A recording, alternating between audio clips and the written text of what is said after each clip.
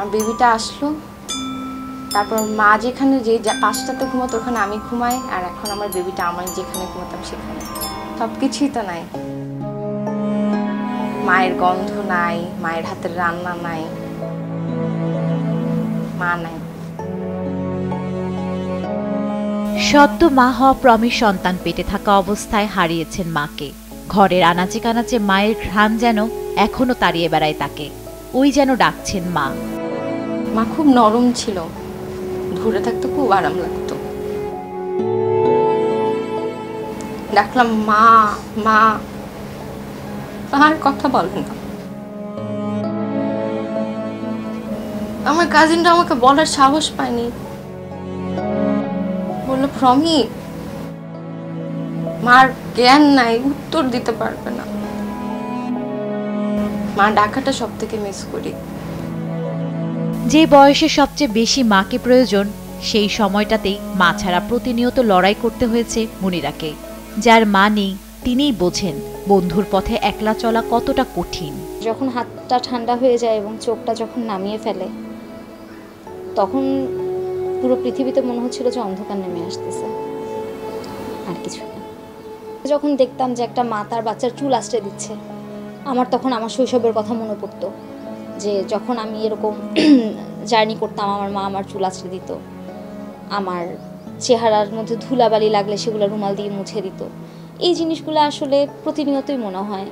এখনও যখন শপিং করতে যাই, কোনো ভদ্রমহিলাকে যখন দেখি তার মেয়ের জন্য কাপড় পছন্দ করছে, বা কোনো মেয়েকে যখন দেখি তার মাকে জিজ্ঞাসা করছে যে আম্মু এটা কেমন, আমার আসলে তখন খুব শূন্যতা কাজ করে।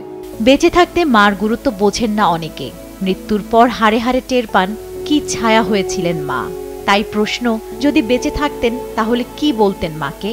মাকে বলতে পারতাম মা I love you so much, মা সরি এভরিথিং। স্যাডলি মা নাই। মাকে বলার তো কত কথা, সব কথা শেষ কথা মা অনেক ভালোবাসি। আজকে বেঁচে থাকতো আমি অবশ্যই বলতাম আমি আমার মাকে অনেক ভালোবাসি। এবং আমি যেহেতু প্রচুর দুষ্টামি করতাম, এবং আমার আম্মু সবসময় আমাকে হয়তো যাতে দুষ্টামি কম করি এজন্য বলতো যে দুষ্টামি করলে চলে যাব। আমার এটাই আমি বলতাম যে আমি আর দুষ্টামি করব না। হয়তো আম্মু থেকে গেলে আজকে বলতে পারতাম যে আম্মু তোমাকে অনেক মিস করি। জীবনের প্রত্যেকটা পথে, প্রত্যেকটা পদক্ষেপে আমি আমার মাকে অনেক মিস করি। সকাল থেকে রাত অবধি যে মানুষটা স্বার্থহীনভাবে হাসি মুখে পরিবারের সবার আবদার মেটায়, তারই নাম মা। তিনি জানেন কর্তার কোন মাছ পছন্দ আর কোন সন্তানের মুরগির লেগ পিস। নিজের পছন্দ অপছন্দ করেন থোড়াই কেয়ার। নিঃস্বার্থে খেটে খাওয়া মায়েরা বিনিময়ে কেবল চান তার সন্তান থাকুক দুধে ভাতে। আমার চাওয়া পাওয়া নাই, আমার চাওয়া পাওয়া শুধু একটাই, যে প্রত্যেকের ছেলে মেয়ে মা বাবার দিকে তাকাইয়া যাতে তারা নিজের মা বাপের দুঃখটা বুঝে এবং নিজেরা স্বাবলম্বী হয়। মা বাবার জন্য না, তাদের নিজেদের জন্য।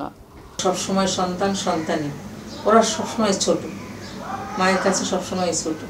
ও সন্তানেরাও যেন প্রত্যেকটা মাকে অবহেলা না করে, মানে সবসময়ের জন্য তাদের প্রতি খেয়াল রাখে। কেউ কেউ মনে করেন মায়ের জন্য আলাদা দিবসের কি দরকার। এটা ঠিক, প্রতিটি দিন প্রতিটি ক্ষণই মায়ের জন্য ভালোবাসা কাজ করে।